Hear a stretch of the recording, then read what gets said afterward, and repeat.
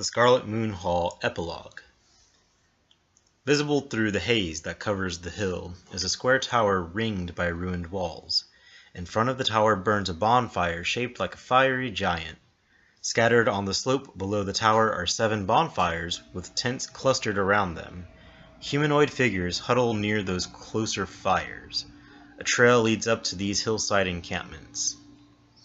Eleazar Dryflagon has sent word throughout the Desarin Valley that an obscure druid circle called the Circle of the Scarlet Moon knows the rite of the Wicker Giant, a ritual that can restore nature's balance in the troubled region. The atmosphere around here is one of festive anticipation. Druids here are excited to meet their fellows and learn from the mysterious but powerful Eleazar. This man is in his late 40s and puffs a wooden oak pipe. Silver streaks his brown hair and peppers his full beard. He is dressed in ornate orange and crimson robes and carries a long walking stick. He clearly has been around a few circles in his day. At the far base of the hill, we see 2 female individuals. A tall, hardy, bronze-skinned woman stands with a simple tan robe, concealing the outline of a sword and shield. Alcippe stoically surveys the scene.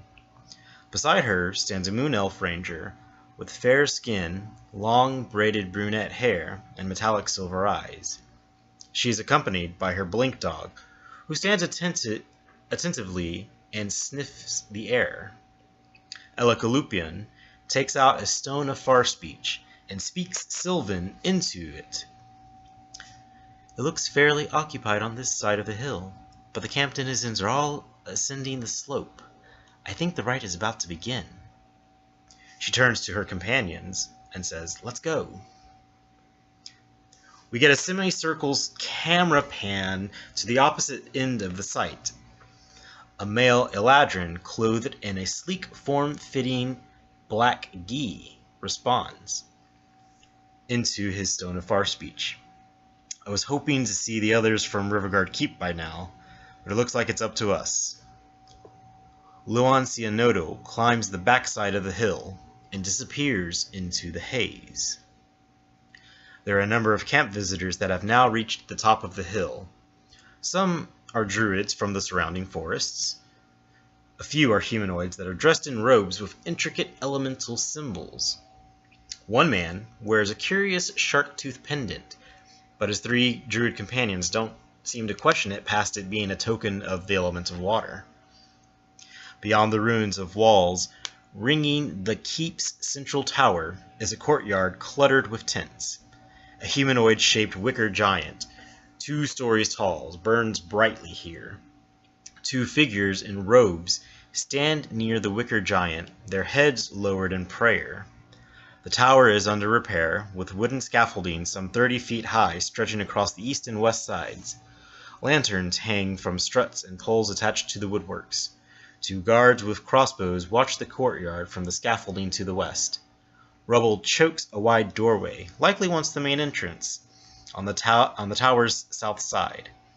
In the main courtyard, the smell of bonfire looms in the air. The 2 praying figures are eternal flame priests. One priest stands before the wicker giants and cries, "Arise and cleanse this place of the unworthy!" As she exclaims this, the real druids in the area become quite uncomfortable, giving each other shifty glances. Unworthy? I'm not sure what she's going on about, but hopefully it's okay. "Arise and cleanse this place of the unworthy! Arise and cleanse this place of the unworthy!" The numerous crimson-robed cultists all make an attempt to grab at the druids and feed them to the wicker giant. A battle breaks out, and our 2 heroines make a dash up the slope in an attempt to help the druids. The eternal flame priest finishes her chant, and a fire elemental breaks its bonds from the wicker giant, and it begins to attack any creature that isn't associated with the cult, using its fiery arms to slam against some of the vulnerable druids. Eleazar emerges from the tower entrance and he takes delight in the pyromania that is in front of him. He puffs on his pipe and conjures 4 smoke methods to assist with detaining the struggling druids. They fight back and cast nature spells of their own, but are far outnumbered. The fire elemental begins to devour the fallen. Suddenly, we see a dog blink into existence and bite the hand of the priest. She yelps and beckons her own hellhounds to come forth from their kennels, and the canines tear at each other. A bevy of arrows pincushions the second priest. The Moon Elf Ranger takes aim for Eleazar next, but the smoke methods interfere with her sight. Stepping beside her is the tall, sturdy woman who disrobes in a gallant display and reveals her gladiator apparel. She brandishes her sword and shield and charges into the fray, slashing at the cultists. 2 humans morph into werewolves and catch her attention. She mutters, "Finally, a challenge," and rushes the pair. The fire elemental discovers the man with the shark-tooth pendant is a water cultist in disguise and attacks him. He turns out to be a crushing wave priest capable of casting powerful water spells. Steam erupts from their respective elements, meeting each other in a hissing battle. Luan slips into the tower and up the stairs to Eleazar's chambers. He breaks into the desk but only finds 2 fire opals.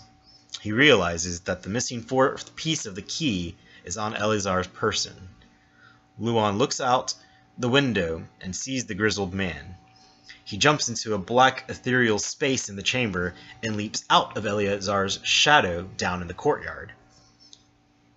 He silently pickpockets the fire cult lieutenant, but Eleazar feels a slight caress and instinctually attacks with a conjured weapon, whirling around and brandishing a flame blade, but the monk deflects with his ebony staff as they duel. Human druid summons 2 sprites to aid in the commotion. Alcippe slays 1 werewolf, but is now cornered by other enemies. The water cultist casts Sleet Storm, and the entire group atop the hill is caught up in the area of effect. Amongst the chaos of the spell, Luan trips the older man. He apparates out of Alcippe's shadow and yells, "We have what we need! Let's go!" He grabs at her, and they run towards the side of the tower wall and jump into a portal that leads away from the battle scene. Elika directs the sprites and the druids to retreat, and they all make a run for it. She whistles for Shadow and disengages. The Fae creatures are able to hastily escape.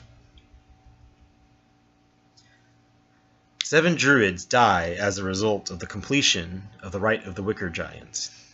Eleazar realizes that he is now missing a portion of the key, but it matters not. To him, today was a victory. The sacrifice of so many druids and recruitment of a few other beings into the Eternal Flame Cult is more than a success.